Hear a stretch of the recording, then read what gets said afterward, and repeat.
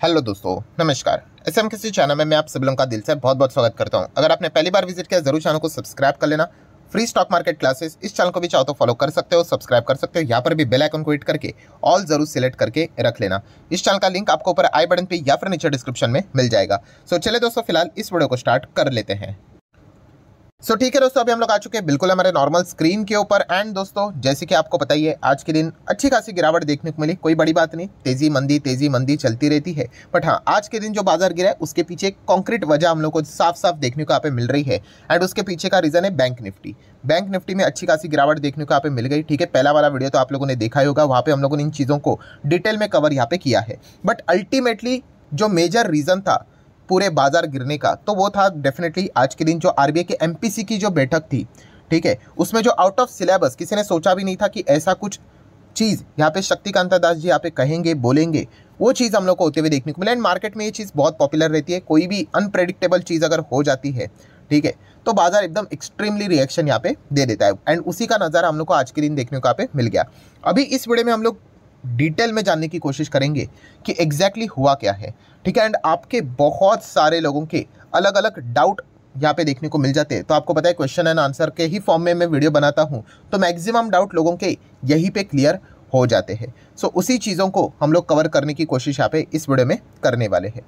तो चलिए स्टार्ट कर लेते हैं। सबसे पहले तो भाई मेजर गड़बड़ क्या हुई है, क्यों बैंकिंग स्टॉक्स यहाँ पे गिरते हुए देखने को मिले। सर कुछ खबरें आ रही है यहाँ पे कि ये क्या रूल, जो अलग अलग चीज़ें बोली जा रही है, क्या ये सिर्फ बैंक के ऊपर लगेगा, एनबीएफसी के ऊपर नहीं लगेगा, सब कुछ कवर होगा। ठीक है, तो चलिए अभी आ जाते हैं प्रॉपरली हेडलाइंस को कुछ कैच कर लेते हैं। जैसे कि आरबीआई ने क्या बोला है, तो bank must tell borrowers, borrower मतलब उधार लेने वाले, आप और हम लोग अगर लोन लेने जाते हैं उसको बोरोवर कहते हैं। So bank must tell borrowers the entire cost of loan including fee and other charges, ये आरबीआई ने यहाँ पे कहा है। सो यहाँ पे ये पहला पॉइंट हम लोग को देखने को मिल गया। अभी थोड़ा सा दूसरा और बेटर टाइटल देख लेते हैं, क्योंकि यहाँ पे सिर्फ बैंक बोला गया था। तो आप यहाँ पे देख सकते हो क्या लिखा हुआ है कि no more hidden charges by bank as well as NBFC to all the borrowers as RBI make declaring actual interest rate mandatory. So ये एक लाइन में काफ़ी सारी चीज़ें हम लोग को, मतलब पैरे में काफ़ी सारी चीज़ें देखने को मिल रही। सबसे पहले इंपॉर्टेंट चीज़ कि यहाँ पे जो भी नई चीज़ें होने वाली है वो बैंक, एनबीएफसी, आप कह सकते हो जो भी लोन प्रोवाइड करने वाली इंस्टीट्यूशंस हम लोग को देखने को मिल जाती है, उनके ऊपर ये जो आरबीआई ने नई चीज़ बोली है वो लागू होने वाली है। सेकेंड, अगर देखा गया जो भी चीज़ होने वाली है वो कोई ऑप्शनल नहीं है, मैंडेटरी, कंपल्सरी है। आरबीआई के रूल के हिसाब से उनको ये फॉलो यहाँ पे करना ही पड़ेगा। ठीक है, सो एग्जैक्टली यहाँ पे हम लोग को क्या चीज़ें देखने को यहाँ पे मिल रही है, उसी को अभी थोड़ा सा हम लोग आसान भाषा में समझने की कोशिश यहाँ पे करने वाले। ठीक है, थोड़ा सा मैं रफ एग्जांपल यहाँ पे दूंगा, एग्जैक्टली जंप मत करना। अरे इतना इंटरेस्ट रेट थोड़ी ना होता है, 10 थोड़ी ना होता है, अरे 12 होता है, अरे 12 थोड़ी ना होता है, 8। जो मेजर चीज़ बोल रहा हूँ, कॉन्सेप्ट हम लोगों को क्लियर करना है। ठीक है, हमें कोई एग्जाम देने नहीं जाना है। एंड उसके बाद हम लोग प्रॉपरली एक पैराग्राफ को वापस रीड करेंगे तो आपको पूरा समझ में आएगा कि मैं एग्जैक्टली क्या बताने की कोशिश कर रहा था।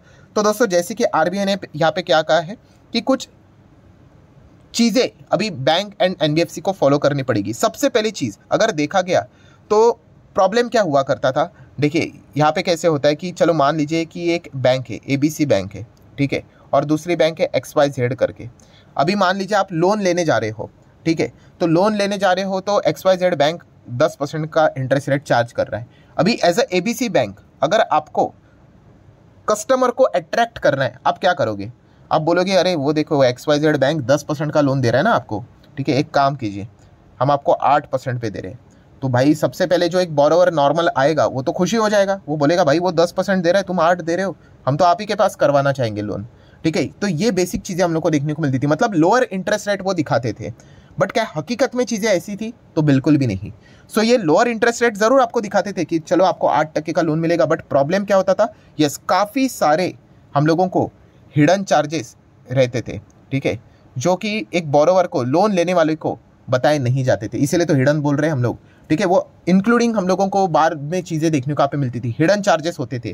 देन उसी के साथ साथ प्रोसेसिंग फीस यहाँ पे रहती थी, या फिर आप कह सकते हो डॉक्यूमेंटेशन चार्जेस रहती थी। ये सारे चार्जेस एक लोन लेने वाले को बताए ही नहीं जाते थे। और ये यूजुअली अगर देखा गया तो जो अभी हम लोगों ने देखा था वो 10% लोन जो बताने वाला था उसने वो सारी चीज़ें अपने इसमें ऐड करके बताई थी आपको, बट यह 8% वाला जो था ना उसने ये चीज़ें आपको नहीं बताई थी, वो अलग से चार्ज करेगा।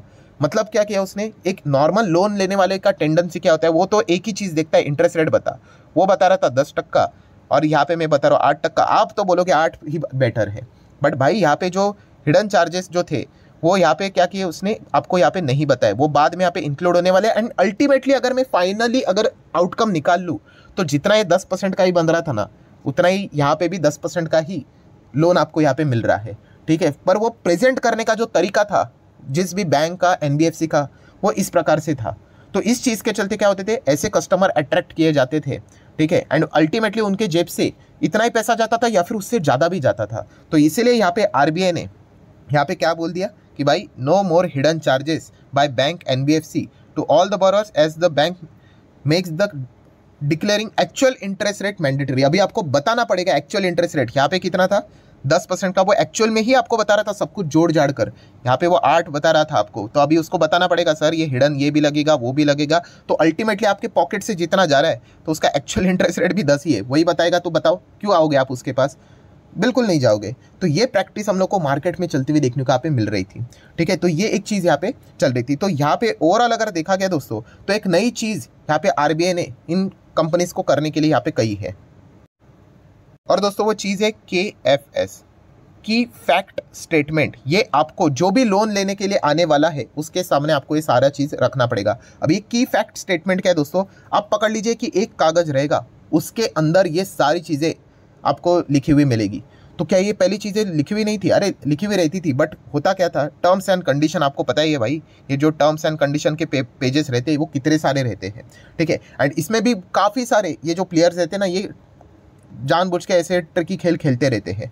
मतलब अगर मान लीजिए कि अगर एक ही टर्म्स एंड कंडीशन का पेज रहेगा तो चलो इंसान पढ़ लेता है कि क्या है टर्म्स एंड कंडीशन, बट वो जानबूझ के क्या करते हैं, फॉन्ट वेंट बढ़ाते हैं और वही एक पेज को 5-10 पेज में प्रेजेंट करेंगे। अब आप पढ़ोगे, नहीं पढ़ोगे, एक साइकोलॉजी रहती है इंसान की। तो फिर वो एक ही चीज़ देखता है, भाई इंटरेस्ट रेट क्या है, अच्छा वो 10 दे रहा है, आप 8 दे रहे हो, चलो हम आपके पास लोन लेंगे। तो ये सारी चीज़ें रोकने के लिए आरबीआई ने ये फैसला यहाँ पे लिया है कि आपको क्या करना पड़ेगा, अभी एक की फैक्ट स्टेटमेंट बोरोवर के सामने यहाँ पे रखना पड़ेगा, जिसमें सारी चीज़ें प्रॉपरली लिखी हुई रहेगी। एंड एन्युअलाइज्ड इंटरेस्ट रेट भी आपको बताया जाएगा, मतलब ओवरऑल आपके पॉकेट से कितना फाइनली जाएगा पैसा, ये भी एक आप प्रॉपरली एस्टिमेट कर पाओगे, ठीक है। एंड इसके चलते आपको पता चलेगा कि भाई कि क्या एक्चुअल में आपको लोन सस्ता मिल रहा है या फिर बस एक आपको छलावा दिखाया जा रहा है, आपको बेवकूफ़ बनाया जा रहा है। ये चीज़ अभी सामने यहाँ पे आने वाली है। अभी ये जो भी चीज़ मैंने यहाँ पे कही है, अभी आपको देखो सारा खेल समझ में आ जाएगा। बस ये आखिरी पैराग्राफ हम लोग यहाँ पे पढ़ेंगे, कोई बहुत बड़ा नहीं है, बट यस ये जो चीज़ मैंने आपको बताई ना, इससे आपको ये चीज़ें पढ़ना अभी काफ़ी इंटरेस्टिंग और ईजी हो जाएगा। तो आप देख सकते हैं the reserve bank of India has announce transparency. अभी इससे क्या हो जाएगा, ट्रांसपेरेंसी आ गई ना, हमें पता चल गया भाई कि इंक्लूडिंग क्या है, प्रोसेसिंग फीस क्या है, भाई 10 के बदले 8 बीट ऐसा कुछ नहीं है, 10 के बदले 10 ही है वो। तो एक ट्रांसपेरेंसी हम लोग को देखने को मिलेगी फॉर बोरोवर्स। मतलब हम यहाँ पे कह सकते हैं कि जो चार्जेस हम लोग को लगाते हुए देखने को यहाँ पे मिल रहे थे, ये सब कुछ अभी हम लोग को क्लियर देखने को यहाँ पे मिल जाएंगे। किसके ऊपर ये लग रहा है रूल, लेंडिंग इंस्टीट्यूशंस, मतलब बैंक एनबीएफसी, ठीक है, on taking a loan apart from the interest rate.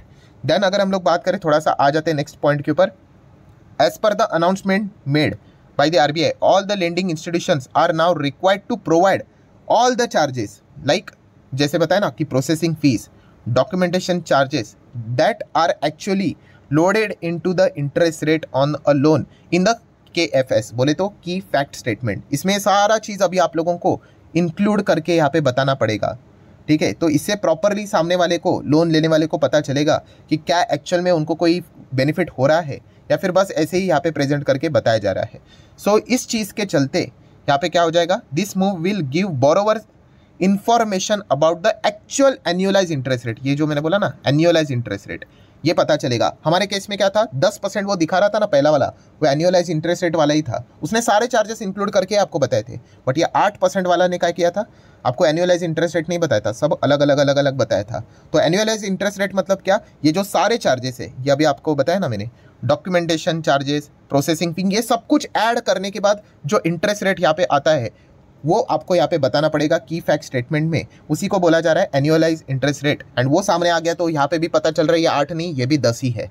तो क्या आप उससे लोन लोगे? नहीं लोगे ना, लेना है नहीं लेना है वो एक अलग बात है, बट ये एक पॉइंट हम लोग को देखने को यहाँ पे मिल रहा है, मतलब ओवरऑल लोन के ऊपर आप कितना पे कर रहे हो ये आपको पता है यहाँ पे चल जाएगा। बोलने के लिए 8% दिखाएगा और बाकी जेब से अलग अलग चार्जेस लिए जाएंगे, तो वो भी लोन में ही तो काउंट करना जाना चाहिए। So it will cover not only digital lending app, अच्छा मतलब जो डिजिटल वाले हैं उनको तो कवर है ही, but also all the banks as well as NBFC। So आपको जो डाउट था कि अब NBFC भी है, यस NBFC भी है, बैंक्स भी है, डिजिटल ऐप मतलब फिनटेक कंपनियां भी है, जो जो लोन दे रहा है सबको आपको ये प्रॉपरली KFS यहाँ पे प्रोवाइड कराना पड़ेगा on all retail loans as well as MSME loans. ठीक है, अगर आप गाड़ी लोन लेने जा रहे हो, पर्सनल लोन लेने जा रहे हो, बिजनेस के लिए जो छोटा MSME का लोन लेने जा रहे हो, सब कुछ अभी आपने की फैक्ट स्टेटमेंट यहाँ पे मांगना है और उसमें चेक करना है भाई कि एक्चुअल में आपके पॉकेट से कितना जा रहा है करके, कोई हिडन बिडन चार्जेस तो यहाँ पे नहीं है।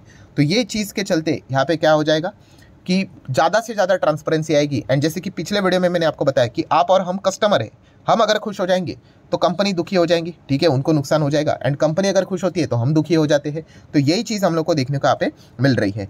सो इसमें फाइनल भी एक पॉइंट अगर मैं कहूँ तो ये जो सारी चीज़ें यहाँ पे होने वाली, उसमें ये भी बताया जा चुका है बैंक NBFC को कि भाई आपको ये सारी चीज़ें उनको क्या करनी है, अपफ्रंट बतानी है, अपफ्रंट, ठीक है, मतलब पहले बतानी है, सब कुछ होने के बाद नहीं देना है कि ये देखो सर ये फैक्ट शीटें पढ़ो करके, नहीं नहीं, पहले ही आपको बतानी है ताकि आप प्रॉपरली डिसीजन ले पाओ कि कहाँ पे जाना है, ABCD के पास जाना है, XYZ के पास जाना है और किसी के पास जाना है, ठीक है। तो ये अपफ्रंट आपको यहाँ पे पेश करना पड़ेगा, तो ये पॉइंट देखने को मिल रहा है। तो आई गेस मुझे ऐसा लगता है कि आपको समझ में आया कि एग्जैक्टली क्या हो रहा है करके, ठीक है।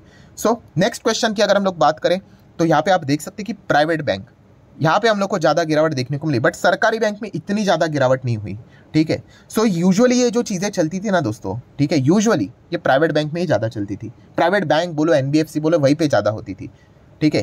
क्योंकि देखा गया तो सरकारी बैंक अगर आपको दे रहा है 10% के ऊपर, तो प्राइवेट बैंक ही ये चीज़ें करती थी, 8% दिखाती थी, और ये असल में देखा गया तो ये बाकी का जो 2% का गैप था वो हिडन चार्जेस से ही बराबर वसूल यहाँ पे किया जाता था। तो ये सारी चीज़ें अभी ट्रांसपेरेंसी के साथ सामने आपके यहाँ पे रखी जाएगी।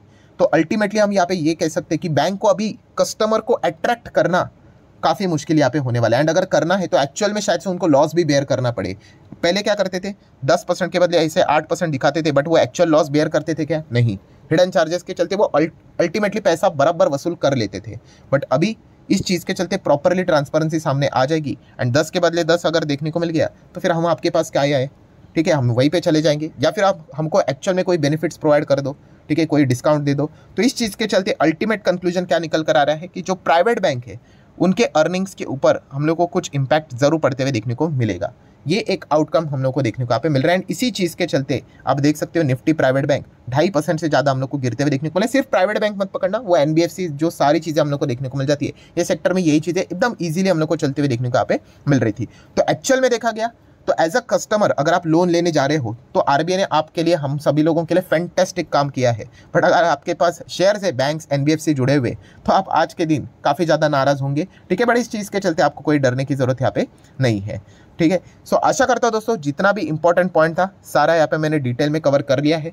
वीडियो हेल्पफुल लगा होगा तो चाहो तो आप लाइक एंड शेयर कर सकते हैं। जो भी मैंने एक्सप्लेन किया वो अगर आपको समझ में आएगा तो जस्ट आप कमेंट सेक्शन में येस करके भी फीडबैक दे देना, तो मुझे भी एक थोड़ी बहुत चीज़ें समझ में यहाँ पे आ जाती है कि आपको जेन्युइनली समझ में आया है भी या नहीं। सो मिलते हैं नेक्स्ट वीडियो में, तब तक के लिए बाय बाय।